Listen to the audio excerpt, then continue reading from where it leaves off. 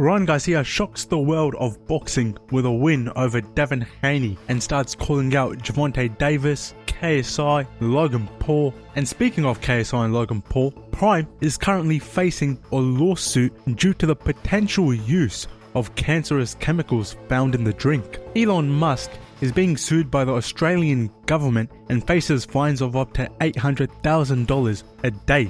Elon Musk was asked by the Australian government to take down the video of the Australian bishop being stabbed, and he refused to do so. The US Senate has just passed a bill to ban TikTok if ByteDance refuses to sell it within the next 6 months, and more on today's episode of Things I See on Twitter. So starting off with the first story, we're going to talk about Ryan Garcia and his shocking win over Devin Haney. So this fight between Ryan Garcia and Devin Haney was probably one of the most anticipated fights over the last few years in boxing. With the build-up of this fight, many people were convinced that Ryan Garcia was having a manic episode. Ryan tricked the whole world into thinking he was going crazy, into thinking he was losing his mind, even tricking his opponent as well, Devin Haney. I mean, everyone was pretty much fooled that Ryan had lost his mind. In fact, the odds were stacked so against him that the odds were heavily in Devin's favour in online sports betting. This caused Ryan Garcia to bet $2 million on himself, and he came out winning $12 million.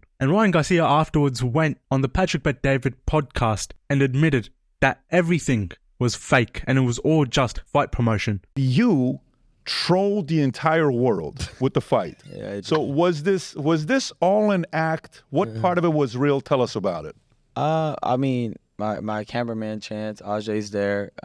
Hey, we have it pre-recorded months ago. What did I say was gonna happen? I said I'm about to make sure everybody thinks I'm gonna go crazy. I'm gonna do this. I'm gonna do that. Why? It's just gonna be called the Great Escape. Like, I have it all documented. I was already planning it, weeks and weeks and months behind. So what was real though is at times I did drink a little bit during camp because I like to drink.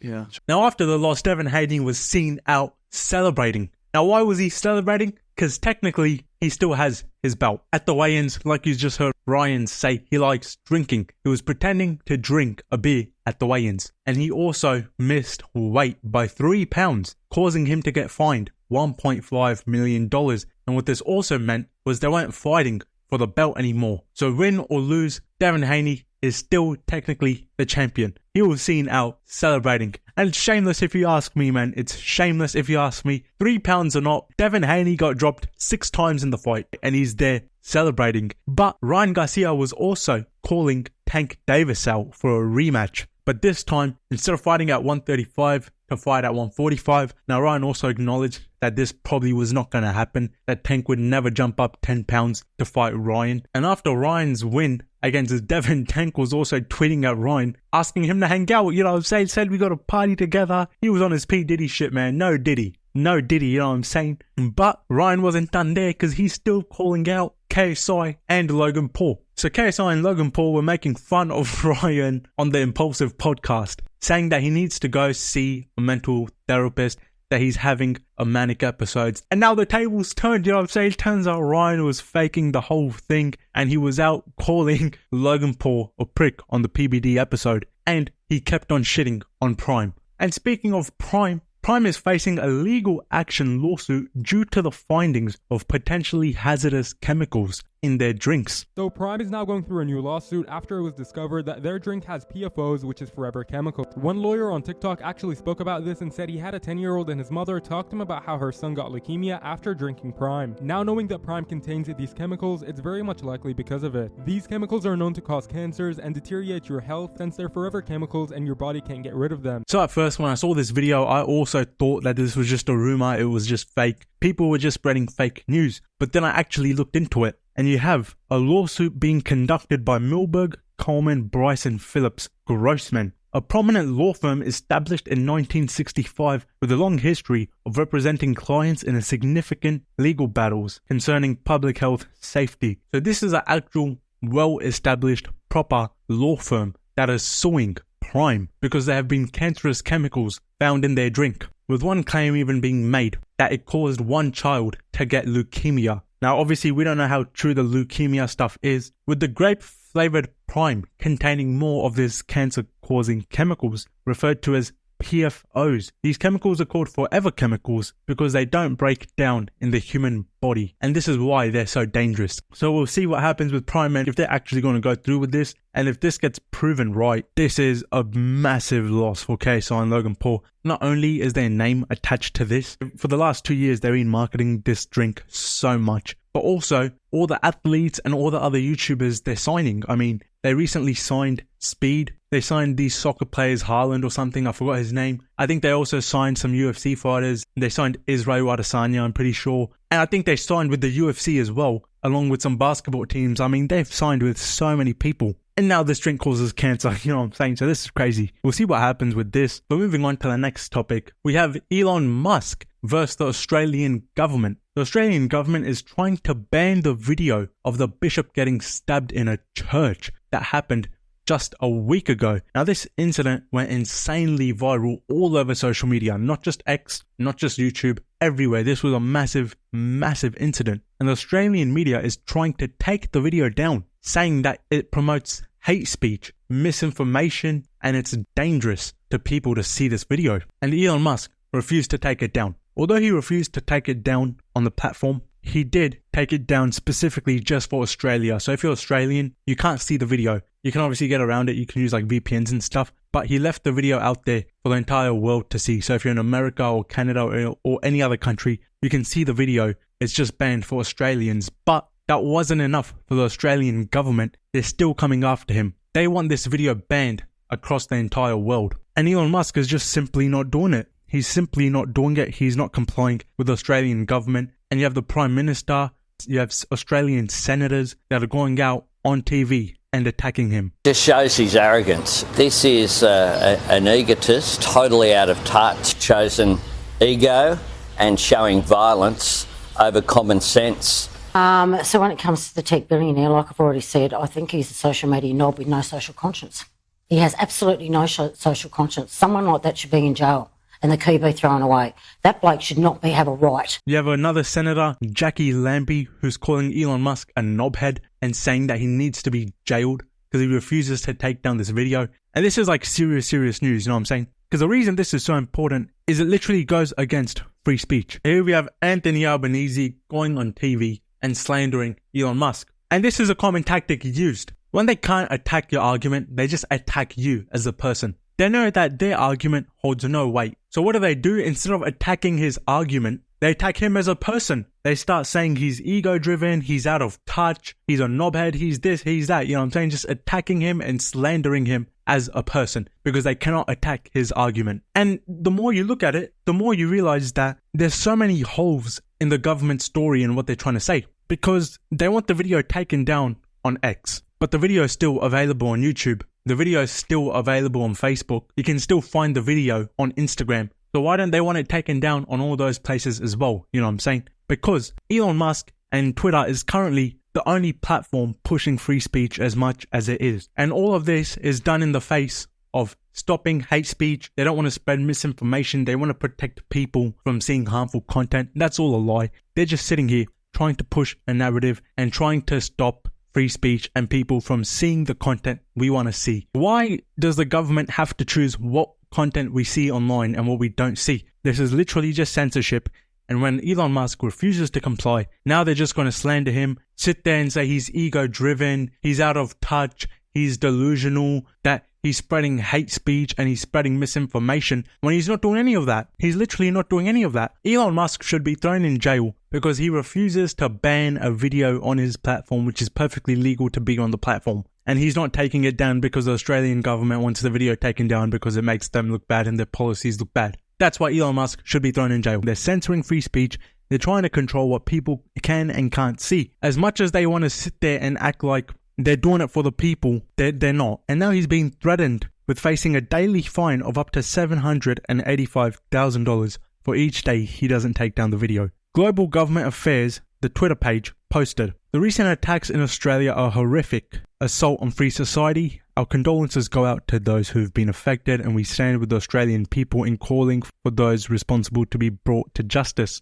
Following these events, the Australian E-Safety Commissioner ordered X to remove certain posts in Australia that publicly commented on the recent attack against a Christian bishop. these posts did not violate X's rules on violent speech. X believes that the e-safety order was not within the scope of Australian law, and we complied with the directive pending and legal challenge. X has now received a demand from the e-safety commissioner that X globally withhold these posts or face a daily fine of $785,000. This was a tragic event, and we do not allow people to praise it or call further violence. There's public conversation happening about the event on X and across Australia, as is often the case when events of major public concern occur. While X respects the rights of a country to enforce its laws within its jurisdiction, the e-safety commissioner does not have the authority to dictate what content X users can see globally. We will robustly challenge this unlawful and dangerous approach in court. Global takedown orders go against the very principles of a free and open internet and threaten free speech everywhere. So on Elon Musk's Twitter account, he retweeted and made a handful of posts about this subject, even making fun of the Prime Minister, with this tweet here saying, "Don't take my word for it, just ask the Australian Prime Minister." We can see free speech, X, the truth, and censorship and propaganda. So we have Elon Musk making this tweet here, but he wasn't done there. He also responds to this Sky News video, responding by saying this: "Our concern is that if any country is allowed to censor content for all countries, which is what the Australian e-safety commissioner is demanding, then what is to stop any country from controlling the entire internet? We have already censored the content in question for Australia, pending legal appeal, and it is only stored on servers in the USA." There's an overwhelming support of Elon Musk and Twitter. And if you look in the comments, I mean, the number one comment, they don't ban hate speech, they ban speech they hate. I'm genuinely embarrassed to be Australian, you know what I'm saying? Like, the Prime Minister's a clown, there's Jackie Lambie is also a clown, and then you have Elon Musk also retweeting another post. The issue is that Australia appears to be demanding censorship of content on X beyond its borders, and again he retweets it by saying that is exactly the issue. Sure, did the e-safety commissioner in Australia have authority over all countries on earth? And the thing that pisses me off the most about this is the fact that the e-safety commissioner who is saying Elon Musk is spreading misinformation and hate speech, and they want to do this to protect people of the country, which is clearly a lie. This e-safety commissioner, Jackie Lambie, during the pandemic, she was also telling people to wear a mask, which we know is ineffective. She was telling people to take the vaccine, which turned out to be 50% ineffective. And lockdowns. The only people who spread misinformation are these governments. Jackie Lambie is accusing Elon Musk of misinformation when that is what she'd done herself. And yet now they're trying to ban Elon Musk because he cares about free speech. And at the end of the day, the public is the judge. It doesn't matter what the government say. It doesn't matter what the e-safety commissioner says. The public is the judge, and we can see that X has actually become the top downloaded news app in Australia, in the country. So as much as they want to sit there and try and stop X, and they want to stop Elon Musk, and they want to sit there and say that he's egotistical and he's a knobhead and he's out of touch with the people, as much as they want to sit there and say these things, numbers don't lie. Twitter is the most used app, the most used news app in the country. You can look at the comments of any of these posts and everyone knows that they're just lying and bullshitting because they've done this before. But the truth always comes out. How can they sit there and try and control what we can and can't see? They get to decide what's hate speech. They get to decide what's misinformation. And for the last story today, the US Senate has passed a bill saying that they will ban TikTok if ByteDance doesn't sell it within the next 6 months. The US House of Representatives passed a bill that would require ByteDance, the Chinese owner of TikTok, to divest its US operations or face a ban on the platform. This action reflects growing concerns over national security and data privacy. The bill provides ByteDance with a 6-month window to sell TikTok. If the company fails to comply, TikTok could be banned from operating in the US. The legislation targets apps controlled by foreign adversaries, highlighting national security risks. And President Joe Biden has indicated he would sign the bill if it passes the Senate, emphasizing the administration's support for measures addressing national security concerns associated with foreign-owned apps. And we literally just got done speaking about Elon Musk and the whole X thing and them trying to ban hate speech. And again, man, this is the same thing they're doing with TikTok. I don't even like TikTok. I think it's a shitty platform. They're literally trying to control the internet and trying to make it so they can control what content you can see and what content you can't see. And they're doing this under the guise of safety and security, just like the Australian government is doing. The Australian government is saying they want to ban the tweet of the bishop getting stabbed because it's harmful and it's hateful. But that's a bullshit. and that's a lie. Same thing with the US government. If they're so concerned about security risks, why don't they ban Google, which also takes people's data and security? Why don't they ban Facebook, which also takes people's data and security? Why don't they ban Instagram, which also steals people's data and security? Again, man, this is all just bullshit. It's a lie. And another hypocrisy of the Australian government, if they care so much about stopping harmful, hateful, violent content like they're saying Elon Musk is spreading, just a few days before the church stabbing, we had a Bondi stabbing. Why aren't they talking about stopping that content from spreading? You have videos of people in the shopping center dead on the floor getting CPR. You can see videos of Joel Cauchi running around with a knife. They're not talking about banning that one, although in that incident, people died. In the church incident, no one died. Like, do you see the hypocrisy? And they talk about wanting to stop violent content from spreading. What about videos of 9/11? You can find videos of 9/11. People died in there, but the Australian government doesn't say anything about that. You can find videos of George Floyd literally being choked to death, but the government doesn't care about that. They don't care about the Bondi stabbing. They don't care about any of that. They don't care. But all of a sudden, they care about the bishop being stabbed.